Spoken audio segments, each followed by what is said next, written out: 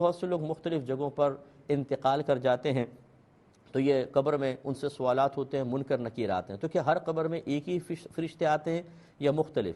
اسی طریقے سے ملک الموت علیہ السلام، اسرائیل علیہ السلام جن کو کہتے ہیں، یہ روح قبض کرتے ہیں۔ اب اگر دنیا میں 1000 آدمی ایک ساتھ مرا ہے تو 1000 جگہ کیسے پہنچیں گے؟ یہ یا ایک ہی فرشتہ پہنچتا ہے یا دوسرے بھی؟ دیکھیں، میں اس کا جواب دیتا ہوں لیکن مختصر سے بریک کے بعد۔ بسم اللہ الرحمن الرحیم۔ تو یہ جو کویسچن کیا تھا منکر نکیر اور ملک الموت علیہ السلام کے بارے میں، دیکھیں جب حدیث میں ایک چیز آ جائے واضح طور پر تو پھر ہم اس میں اپنے پاس سے کوئی ایسی تعویل نہیں کر سکتے کہ مضمون حدیث بدل جائے۔ مضمون حدیث یہی ہے کہ روح قبض کرتے ہیں اسرائیل علیہ السلام، معاون فرشتے ضرور آپ کے ساتھ ہوتے ہیں، اور ہر قبر میں کویسچن کرتے ہیں منکر نکیر، اور کہیں حدیث میں نہیں ہے کہ دوسرے فرشتے آ جاتے ہیں۔ تو ہمیں حدیث کے ظاہر کو بدلنے کی کوئی حاجت نہیں ہے۔ ہم یہ کہیں گے کہ ہر قبر میں ایک ہی فرشتے یعنی منکر نکیر ہی تشریف لاتے ہیں اور نہیں آتے ہیں۔ اب کس طرح آ جاتے ہیں کہ 1000 قبریں اور 1000 قبروں میں امتحان؟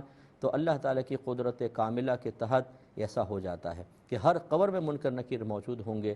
اسی طرح دنیا بھر میں جہاں کہیں ہلاکت ہوگی، ملک الموت علیہ السلام ایک ہی وقت میں 1000 مقام پہ آپ کو نظر آئیں گے۔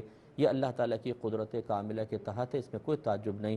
میرے آقا صلی اللہ علیہ وسلم کا قبر انور میں تشریف لانا اور آپ کے بارے میں سوال کیا جانا ثابت ہے۔ ما كنت تقول في حق هذا الرجل، تو اس شخص کے بارے میں کیا کہا کرتا تھا؟